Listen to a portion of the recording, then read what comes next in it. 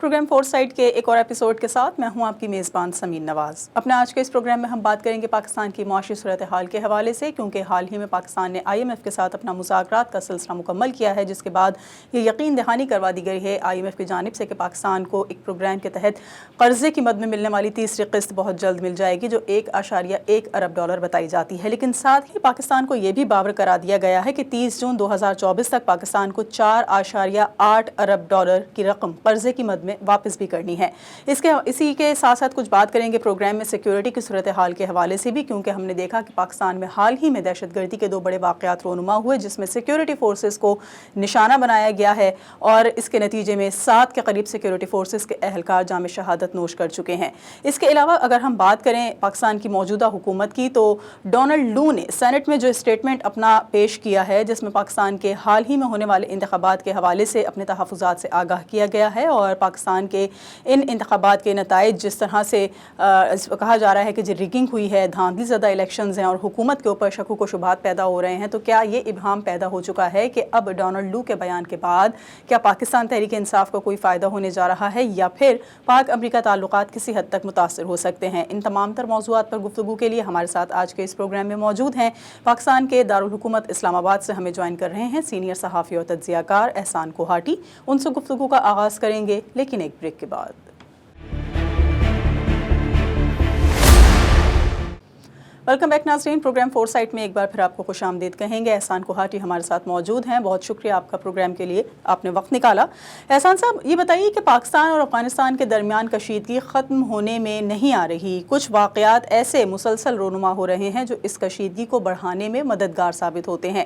اگر دونوں ممالک کی حکومتوں کی جانب سے یہ کوشش بھی کی جائے کہ تعلقات کو معمول پر لایا جائے، لیکن پھر اچانک TTP کی جانب سے کوئی ایک ایسا واقعہ رونما ہو جاتا ہے کہ اس کشیدگی میں مزید اضافہ ہوتا ہے، کیا آپ کو لگتا ہے کہ جو موجودہ حکومت ہے پاکستان کی، یا پاکستان کے انتخابات کے نتیجے میں حال ہی میں قائم ہونے والا جو ایک سیٹ اپ ہے، جو نئی حکومت ہے، یہ ان تمام تر تعلقات کو معمول پر لانے کے لیے یا کشیدگی کو کم کرنے کے لیے کوئی نئے اسٹیپس لے رہی ہے، کوئی اقدامات کر رہی ہے؟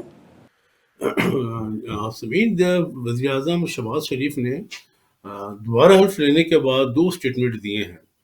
ایک اسٹیٹمنٹ تو ان کی طرف سے آیا ہے بھارت کے لیے، اور دوسرا اسٹیٹمنٹ ان کی طرف سے کیا ہے افغانستان کے لیے۔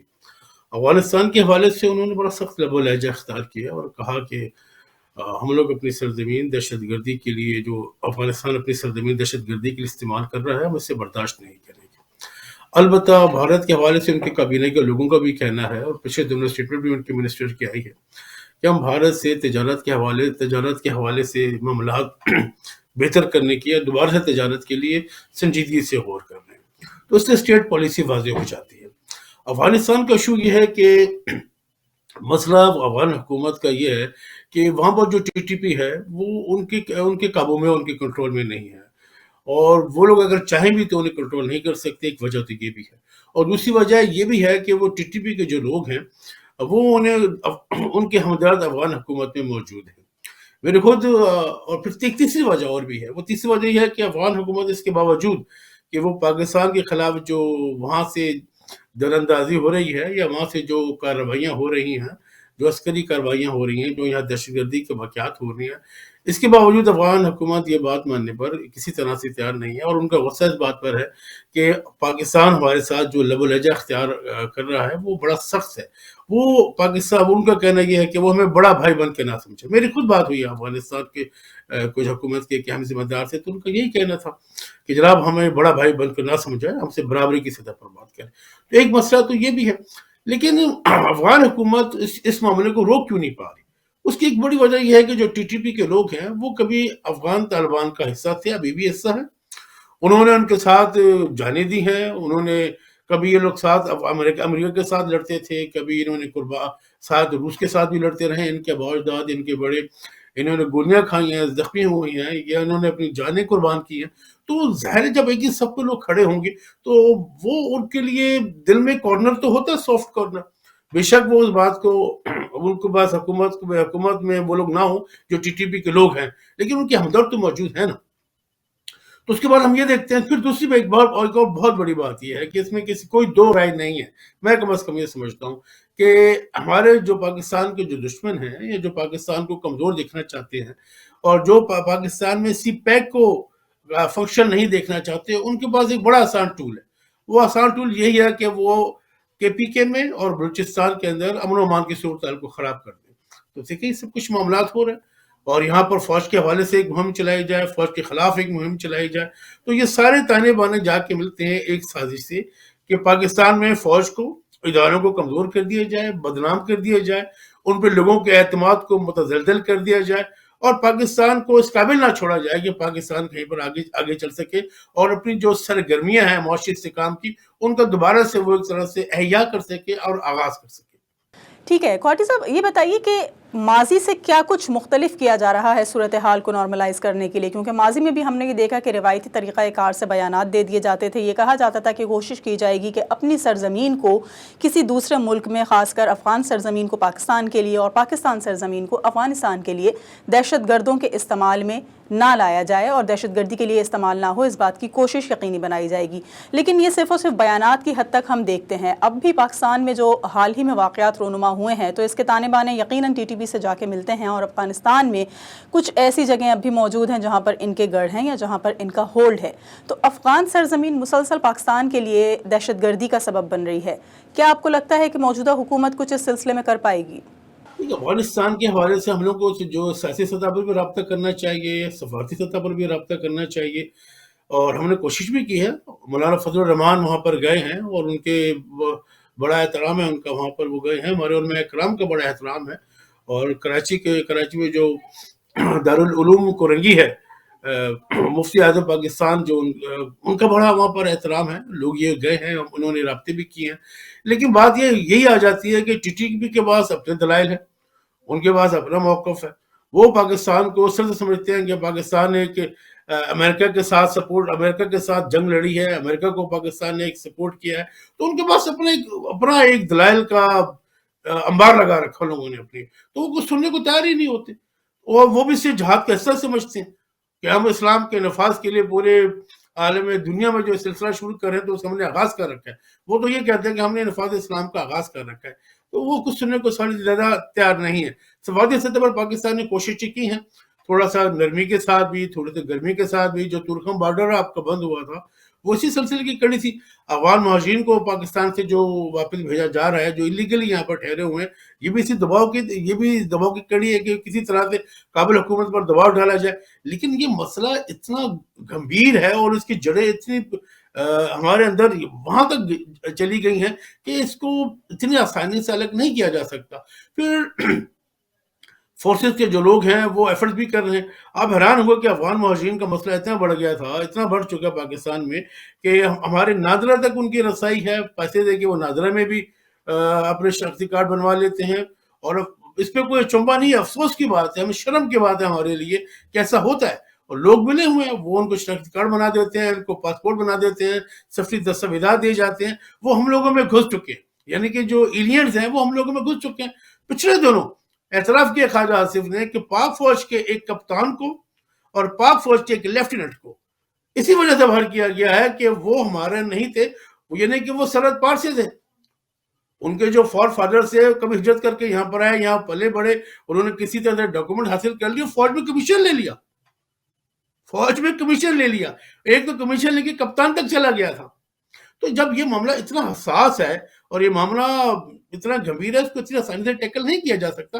اس کے لیے ایک اسٹریٹجی بنانی پڑے گی، پوری تمام پارٹیز کو آن بورڈ لینا پڑے گا، اور پھر کچھ جا کے جسے پنجابی میں کہتے ہیں بھل صفائی مہم، یعنی کہ ایک ہمارے جو ادارے ہیں نادرہ کے ہیں یا جو اور ادارے ہیں، وہاں پر ایک آپریشن کلین اپ کرنا پڑے گا، پورے ڈاکومنٹس کو کھنگالنا پڑے گا. پھر کی جا کے میرے خیال میں کچھ چیزیں نکل کے آئیں گی کہ یہ ٹرو پاکستانی ہے، یہ فرزند پاکستان ہے، اور یہ وہ ہمارے مہمان ہے جو سرحد پار سے یہاں پر آئے تھے اور اب یہاں پر یہ غیر قانونی طور پر مقیم ٹھہرے ہوئے ہیں.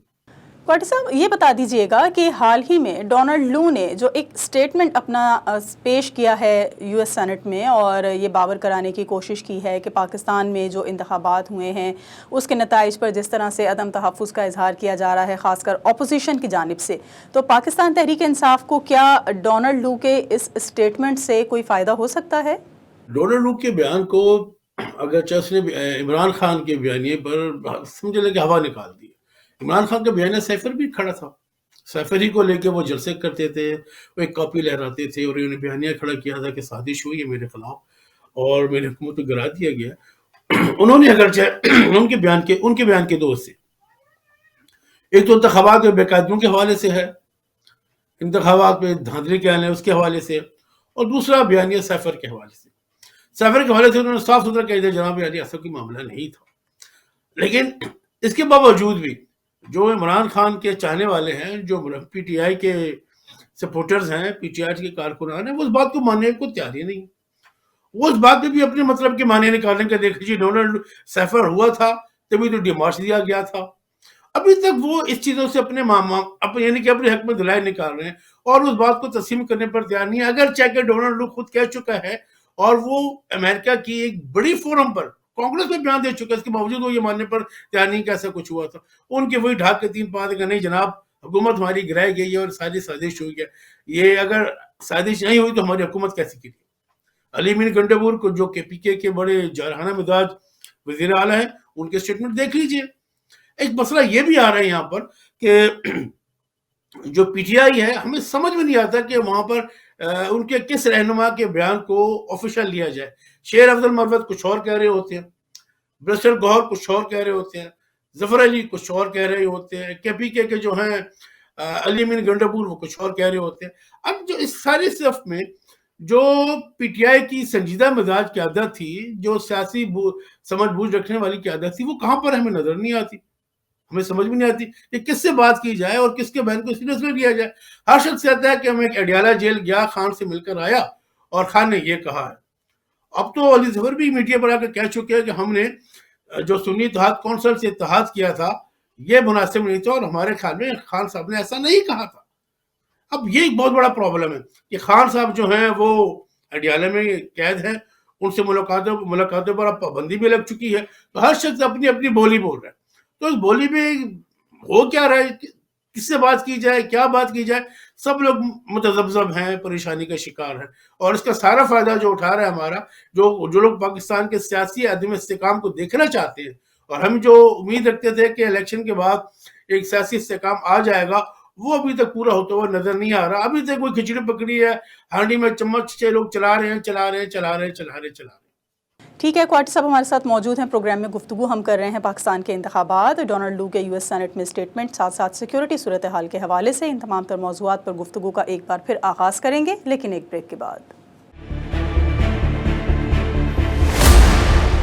ویلکم بیک ناظرین، پروگرام فور سائٹ میں ایک بار پھر آپ کو خوش آمدید کہیں گے۔ بریک پہ جانے سے قبل بات ہو رہی تھی ڈونلڈ لو کے یو ایس سینٹ میں اسٹیٹمنٹ کے حوالے سے، جس سے یہ امکانات ظاہر ہو رہے ہیں کہ پاکستان تحریک انصاف کو شاید کوئی فائدہ ملنے والا ہے۔ کوارٹی صاحب، جس طرح سے ڈونلڈ لو کے اسٹیٹمنٹ پر ہم بات کر رہے تھے، تو انتخابات کے حوالے سے جو دھاندلی زدہ نتائج سامنے آئے ہیں، یا جس طرح سے بے قاعدگیوں کے بارے میں شکایات کی جا رہی ہیں، یا انسانی حقوق کی خلاف ورزیوں کو جس طرح سے پامال کرنے کا شور مچایا جاتا ہے پاکستان تحریک انصاف کی طرف سے، کیا یہ تمام تر معاملات امریکہ کے لیے اتنی حساس نوعیت کے ہیں یا اتنی اہمیت رکھتے ہیں کہ پاک امریکہ تعلقات اس کی وجہ سے متاثر ہو سکتے ہیں؟ میرا نہیں خیال کہ ایسا ہوگا، کیونکہ امریکہ حکومتوں کے ساتھ تعلقات استوار رکھتا ہے، لوگوں کے ساتھ نہیں رکھتا۔ آپ اٹھا کے دیکھ لیں پاکستان کی تاریخ، پاکستان میں کیسے پہلے ضیاء الحق کی حکومت تھی، اس سے پہلے مشرف کی حکومت تھی، مارشل ایڈمنسٹریٹر تھے، مارشل لگا ہوا تھا، لیکن حکومت امریکہ کے تعلقات ہمارے ساتھ برقرار ہے۔ بلکہ عجیب اتفاق تو یہ ہے، جب بھی پاکستان میں مارشل آتا ہے، امریکہ کے تعلقات ہمارے ساتھ بہت اچھے ہو جاتے ہیں۔ میرا نہیں خیال کہ پی ٹی آئی والے اگرچہ کوششیں تو بہت کر رہے ہیں، اور مجھے کہنے دیجئے کہ ان کی کوششیں بہت تعجب خیز ہیں۔ ایسا ہرگز نہیں کرنا چاہیے کہ اگر آپ نے چینل پولیٹکس کر رہے ہیں، آپ امریکہ میں آپ نے فرم کو حل کر لیا ہے، بلین ڈالر پے کر کے آپ نے وہاں پر فرم کے ساتھ لابنگ کی ہے، لابنگ فرم کو آپ نے ہائر کیا کہ وہاں پر پروپیگنڈا کرے، یا وہاں پر جو ان کے لیے پی ٹی آئی کے بہنیوں کو سپورٹ کرے، کانگریس کے لوگوں سے ملاقات کروائے۔ آپ نے یہ کام بھی کر کے دیکھ لیا۔ آپ نے آئی ایم ایف کے دفتر کے سامنے افطاری بھی کر لی ہے، وہاں نعرے بھی لگا لیا آپ نے، وہاں پر پاکستان کے خلاف آپ نے وہاں پر پوسٹر بھی لگا لیے، وہاں پر ایڈورٹائزمنٹ ہو رہی ہے پاکستان کے خلاف۔ یہ سیاست ہونی چاہیے تو پاکستان میں ہونی چاہیے۔ آپ کو شکایت ہے تو مسلم لیگ نون سے ہے، آپ کو شکایت ہے تو اپنے سیاسی مخالفین سے ہے، اس میں پاکستان کا کیا قصور ہے؟ آپ بھی جانتے ہیں، میں بھی جانتا ہوں کہ اگر اس وقت پاکستان کا ایک ہی مسئلہ ہے معیشت، اور ہم لوگوں کا مسئلہ یہ ہے کہ ہم نے قرض لینا ہے اور قرض چکانا ہے، اس کے علاوہ کوئی صورتحال نہیں ہے۔ میرے پاس اور آپ کے پاس کوئی ایسی گدڑ سنگی نہیں ہے کہ ہم راتوں رات یہاں پر ڈالروں کے انبار ہمارے پاس پہاڑ کھڑے ہو جائیں اور ہم سارا قرض اٹھا کے واپس کر دیں اور اس کے بعد اپنے قدموں پہ کھڑے ہو جائیں، ایسا ہمارے پاس نہیں ہے۔ یہ ایک سلسلہ ہے، آہستہ آہستہ پاکستان نے آگے بڑھنا ہے، آگے چلنا ہے۔ فی الوقت تو ہمارے پاس ایک ہی صورت ہے کہ قرض چکانے کے لیے قرض لینا ہے، نہیں لیں گے تو کولمبو سری لنکا ہم نے بن جانا ہے۔ اس کی اتنی یعنی کہ اس نازک وقت میں بھی اگر کوئی مخالفت کر رہا ہے پاکستان کو کہ اس کو قرضہ نہ دے، پاکستان کو اس وقت لون نہ دیا جائے، فنڈ نہ دیا جائے، تو وہ تو پاکستان سے دشمنی ہے۔ آپ اس شاخ کو کاٹ رہے ہیں جس شاخ پر آپ کا بھی آشیان ہے۔ اگر پاکستان خدا نخواستہ ڈیفالٹ کر جاتا ہے، پاکستان مزید مشکلات میں ہو، تو آپ کو کیا ملنا ہے؟ آپ کو کیا ملنا ہے؟ آپ تو پاکستان سے دشمنی پر تلے ہوں۔ تو یہ عجیب صورتحال ہے۔ ہماری سیاسی جماعتوں کو، ہمارے جو سیاسی رہنما ہیں، ان کو سوچنا ہوگا، خاص کر ہمارے جو پی ٹی آئی کے دوست ہیں، جو پی ٹی آئی کی قیادت ہے، اسے سوچنا ہوگا کہ کر کیا رہی ہے۔ وہ تو پاکستان کو ہٹ کرنے کے لیے جا رہے ہیں، وہ پاکستان کو ہٹ کر رہے ہیں۔ اچھا، اب تھوڑا سا آئی ایم ایف کی طرف ہم آئیں گے، کیونکہ پاکستان کے لیے اس وقت معاشی صورتحال کو بہتر کرنا بہت حد تک چیلنجنگ ثابت ہو رہا ہے، اور جس طرح سے وزیر اعظم شہباز شریف نے کہا ہے کہ قرض اتارنے کے لیے قرض لینا پڑ رہا ہے، تو یہ تو روایت کئی سالوں سے اسی طرح ہم دیکھ رہے ہیں کہ یہی کہہ کر قرض لیا جاتا ہے کہ قرضہ اتارنا ہے، لیکن یہ قرض اس مصرف میں شاید استعمال نہیں ہو پاتا، یا پالیسیز وہ نہیں بن پاتی جس کی وجہ سے ہم قرضہ اتارنے کے قابل ہو سکیں۔ اب جو پاکستان کے آئی ایم ایف سے مذاکرات ہوئے ہیں، اور جس میں یہ کہا جا رہا ہے کہ جی پاکستان کو قرضے کی مد میں ملنے والی قسط جو ہے وہ پاکستان کے لیے، پاکستان کی معیشت کے لیے خاصی بہتر ثابت ہو سکے گی، تو کیا لگتا ہے آپ کو کہ یہ مذاکرات معیشت اور توانائی کے شعبوں میں کسی اصلاحات کا سبب بن سکیں گے؟ پاکستان کی معیشت کا مسئلہ اصلاحات نہیں ہے۔ پاکستان کی معیشت کا مسئلہ اس معیشت سے چمٹی ہوئی جونکیں ہیں جو لہو نچوڑے جا رہی ہے پاکستان کا۔ اب کوشش تو یہ لوگ کر رہے ہیں، اور انگریب صاحب کو لے کر آئے ہیں، ایک ٹیکنوکریٹس ہیں، اور معاملہ اس نوعیت کا ہے کہ اس وقت 5 غیر منتخب شخصیات وزیر اعظم کی کابینہ میں ہیں، جن میں اورنگزیب صاحب بھی ہیں، بینکر ہیں، اور انہوں نے جو آتے ساتھی بیانات دیے کہ جناب حکومت کا کام بزنس کرنا نہیں ہے، بزنس کے مواقع پیدا کرنا ہے۔ تو لگ ایسی رہا ہے کہ اس بار کڑوی گولیاں جو سچ مچ میں کھانی پڑے گی، اور ریلوے جو ہے، پہلا مسئلہ تو ہے پی آئی اے کا ہے کہ پی آئی اے سے جان چھڑائی جائے گی، جو ہمارے لیے واقعتاً ایک عذاب بن چکا ہے، جس کے بہت سارے روٹس کے اوپر تو جہاز بھی نظر نہیں آتے۔ اور سچی بات ہے کہ وہ بڑا افسوس ہوتا ہے کہ پاکستان انٹرنیشنل ایئر لائن کی جو ایک وقار تھا، پاکستان کا نام تھا، آج سکڑ سمٹ کر کہیں کراچی میں جہاز کھڑے ہوئے ہیں، کہیں اسلام آباد میں، کہیں کہاں پر کھڑے ہوئے ہیں۔ تو ہو سکتا ہے اس کو وہ لوگ نچکاری کریں، بلکہ ہو کیا سکتا ہے، یہ ان کا ٹاسک ہے۔ اس کے بعد اور ادارے ہیں، ریولے کے حوالے سے انہوں نے بات کرنی ہے، سب چیزیں کرنی ہے، تو اس وقت سخت اور بڑے فیصلے کرنے پڑیں گے۔ اور اورنگزیب صاحب یہ انہی لوگوں کے ہیں جو پاکستان کی مقتدر قوت ہے، جو پاکستان کی سب سے بڑی مقتدر قوت ہے، یہ انہی لوگوں کے لوگ ہیں۔ ایسا ہی ایف سی جو بنایا گیا ہے، ایک خاص ایک ونڈو بنا دی گئی ہے کہ اگر آپ پاکستان میں سرمایہ کاری کرنا چاہتے ہیں تو آپ کو کوئی بھی پرابلم ہوگی تو ایس ایف سی آپ کو سپورٹ کرے گی، آپ کے مسائل کو وہ حل کرے گی۔ تو یہ سارے مقتدر، اس کا مطلب یہ ہے کہ جو ہماری مقتدر قوت ہے، جسے اکثر لوگ پاکستان کی اصل قوت کہتے ہیں، وہ بہت سیریس ہے، اور رضیت صاحب بھی انہیں کے منتخب کیے، انہیں کے چوز کیے ہوئے ہیں۔ تو لگ یہ رہا ہے کہ وہ ان پر کوئی برڈن تو ہونا نہیں ہے، ان کا کوئی حلقہ تو ہے نہیں کہ میں نے اپنے حلقے میں جا کے نالیاں بنوانی ہیں، سڑکیں بنوانی ہیں۔ انہوں نے جو فیصلے کرنے ہوں گے میرے خیال میں سختی کے ساتھ اور بے رحمی کے ساتھ کریں گے، یا کہہ لیں کہ انہیں ایک آپریشن کرنا ہوگا معیشت کے حوالے سے جو چیزیں ہیں۔ تو امید ہے کہ شاید کچھ چیزیں ہو جائیں، لیکن اس کے ساتھ ساتھ میں آپ سے عرض کروں کہ سب سے بڑی بات جو ہے وہ نیت کی ہوتی ہے۔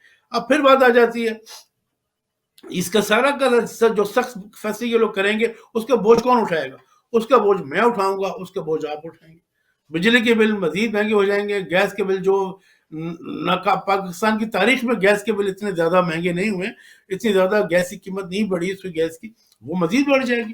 فیصلہ سفر کرے گا، میں سفر کریں گی، آپ عوام سفر کریں گے۔ یہ لیکن جو لوگ سیف جگہوں پر ہیں، جن کا سرمایہ سیف جگہوں پر ہے، انہیں کچھ فرق نہیں پڑے گا۔ جو پاکستان کی معیشت پر نظر رکھنے والے لوگ ہیں، ان کا یہی تو کہنا ہے کہ ٹیکس کے نیٹ کو بڑھایا جائے۔ جو مالدار لوگ ہیں، جن کے پاس جو بلینئرز ہیں، ان کے اوپر ٹیکس لگا جائے، حصہ بقدر جسہ۔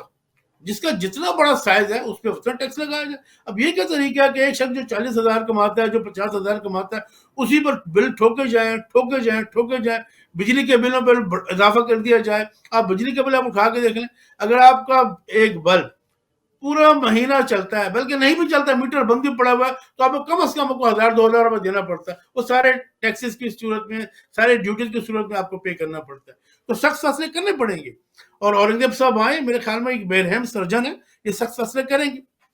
اچھا، اب جو 1.1 ارب ڈالر کی قسط مل رہی ہے یا تیسرا حصہ مل رہا ہے ایک پروگرام کا، اس میں یہ بھی شرط عائد کی گئی ہے یا اس میں یہ بھی باور کرا دیا گیا ہے پاکستان کو کہ 30 جون تک اس نے 4.8 ارب ڈالر واپس بھی کرنے ہیں، یعنی وہ قرض لوٹانا بھی ہے جو IMF سے مسلسل لیا جا رہا ہے.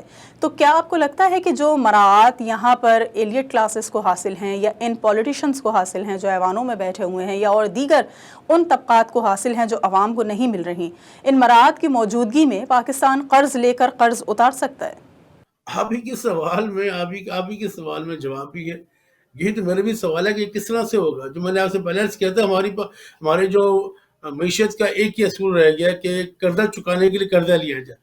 آپ نے دیکھا نہیں کہ وزیر خزانہ ہمارے وزیر اعظم صاحب, ان کو ویڈیو کلپس پڑے ہوئے ہیں کہ وہ قرضہ, یعنی کہ کوئی ایسا ملک جسے قرضہ مل جائے بھنگڑا ڈالتے ہیں. ہمارے یہاں پر ایسا ہوتا ہے, IMF سے کس لے لیتے ہیں, ہم نے بھنگڑے ڈال رہے ہوتے ہیں کہ پاکستان بچا لیا, معیشت بچا لی, دیکھیں ہمیں قرضہ ملے گی. تو یہی تو مسئلہ ہے کہ یہ مزید سخت فیصلے کریں گے, وہ ان سخت فیصلوں کا بوجھ کون اٹھائے گا. کہنے کو تو انہوں نے کہہ دیا, جناب علی وزیر اعظم نے کہا کہ میں تنخواہ نہیں لوں گا, صدر نے کہا میں تنخواہ نہیں لوں گا, وفاقی کابینہ کے ارکان نے کہا میں تنخواہ نہیں لوں گا. لیکن جناب علی معاملہ آپ کی تنخواہوں کو تو نہیں ہے, معاملہ تو ان الللوں تللوں کا ہے جس کا بوجھ ہم اٹھاتے ہیں. آپ کیوں نہیں آ جاتے 1600 cc کی گاڑی پہ؟ وزیر اعظم صاحب, اس وقت ملک کا یہ برا حال ہے, آپ کیوں نہیں آ جاتے 1600 cc کی گاڑی پر بچت کا؟ اسپیکر صاحب نے, مزید کی بات بتاؤں, اسپیکر صادق ایاز صاحب نے ہفتہ بھر پہلے کی بات ہے, ان کے اسپیکر ہاؤس کی طرف سے ایک بیانیہ آیا کہ اسپیکر صاحب نے اضافی پروٹوکول لینے سے انکار کر دیا. اس کے باوجود ان کے پاس 6 گاڑیاں موجود ہیں پروٹوکول کے لیے. پھر کہا کہ جو ہمارے پاس سرکار جو اضافی ملازمین تھے انہیں بھی روانہ کر دیا گیا. ان کی تعداد 10-15 نہیں تھی, ان کی تعداد میرے خیال میں 40-50 تھی. 40-50 ملازم کیا جاپان کے شہنشاہ کے گھر میں بھی نہیں ہے, یہاں پر اسپیکر کے گھر میں بیٹھے ہوں. وزیر اعظم ہاؤس میں آپ گھس جائیں تو آپ کا سانس پھوٹ جائے گا چلتے, کہیں جا کے پھر ڈرائنگ روم آئے گا آپ کے بیٹھنے کے لیے. تو بھائی یہ کیا طریقہ ان سب کا نکالنے میں تھا. آپ جب تک اپنے آپ پر کٹ نہیں لگائیں گے, آپ جب تک ہماری سطح پر نہیں آ جائیں گے جہاں پر احسان کوالٹی بیٹھا ہوا ہے, جہاں 6 گھنٹے کی لوڈ شیڈنگ ہوتی ہے, آپ بھی انہیں آبادیوں میں بستیوں میں نہیں رہیں گے, تب تک لوگوں کے ساتھ آپ کا میل ملاپ نہیں ہوگا اور لوگ آپ پر ٹرسٹ بھی نہیں کریں گے.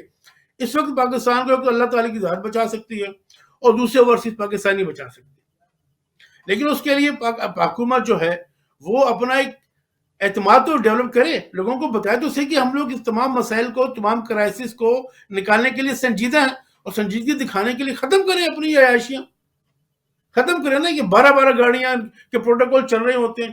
اب مجھے بتائیں ڈپٹی کمشنروں کو یہ 2.5 کروڑ کے ویٹ دینے کی کیا ضرورت ہے؟ یہ کہ یہ سموسے پکوڑے کی قیمتیں معلوم کرنے جاتے ہیں, ان گاڑی میں تماشا آتا ہے. 2 موبائلیں ان کے ساتھ ہوتی ہیں, ٹھنڈی ٹھار گرم مزیدار گاڑی سے باہر نکلتے ہیں چمکتے ہوئے اور پوچھتے ہیں سموسہ کتنے کا, گوشت کتنے کا. یار یہ حالت ہے. یہ کوئی پہاڑی علاقہ تو ہے نہیں کہ آپ کو چلو پتی پہاڑ سر کرنے تو آپ نے ان کو اٹھا کے 4000 cc کی گاڑی دے دی. اسلام آباد میں, کراچی میں کون سے پہاڑ ہیں؟ انعام سی گاڑیاں دی جائیں, کیوں نہیں دیتے آپ انعام سی گاڑیاں؟ وزیر اعظم اگر 1600 cc پہ آ جائیں گے تو باقی لوگ کہاں جائیں گے؟ ظاہر ہے انہیں بھی شرم آئے گی نا. پاکستان کا مسئلہ یہ 90,000 سبز نمبر پلیٹس ہیں جو ملک بھر میں ہمارے پیٹرول کھا رہی ہیں, ہمارے سینوں پر مونگ جل رہی ہیں. ان کی مراعتیں اور ان کی جو اللے تللے, انہوں نے تو ہمیں نچوڑ کے فارغ کر کے پھینک دیا. تنخواہ لینے سے معاملہ نہیں بنے گا, پورا ایک آپریشن ہونا چاہیے بے رحمی کے ساتھ, اور ان میں ان کی ول شامل ہونی چاہیے. سادگی اختیار کریں, کفایت شاعری اختیار کریں. ایسی عیاشیاں تو انگلینڈ میں بھی نہیں ہوتی, امریکہ میں بھی نہیں ہوتی جیسے پاکستان میں. بہت شکریہ. ہمارے ساتھ موجود تھے احسان کوہاٹی اور ہم نے کچھ بات چیت کی پاکستان کی موجودہ معاشی صورتحال کے ساتھ ساتھ پاکستان کی سیکیورٹی صورتحال کے حوالے سے بھی. اور ڈونلڈ لو کا اسٹیٹمنٹ جس طرح سے خواہ تھا اس وقت ہم دیکھ رہے ہیں کہ قابل بحث ہے اور خاصی اس کے اوپر بات کی جا رہی ہے کیونکہ یہ امکان خاصی حد تک پیدا ہو چکا ہے کہ پاکستان اور امریکہ کے تعلقات شاید کہیں نہ کہیں متاثر ہو جائیں کیونکہ پاکستان تحریک انصاف جس طرح سے نہ صرف انتخابی بے قاعدگیوں کا رونا روتی آ رہی ہے بلکہ یہ بھی باور کرانے کی کوشش کی جا رہی ہے عالمی سطح پر کہ ان کے تمام تر کارکنوں یا ان کے ہمدردوں یا فالوورز کے ساتھ انسانی حقوق کی بڑے پیمانے پر خلاف ورزیاں ہو رہی ہیں. آج کے اس پروگرام کے لیے اتنا ہی. اگلے ہفتے ایک اور موضوع کے ساتھ حاضر ہوں گے. پروگرام ٹیم کے ساتھ سمین نواز کو اجازت دیجیے. اللہ نگہبان.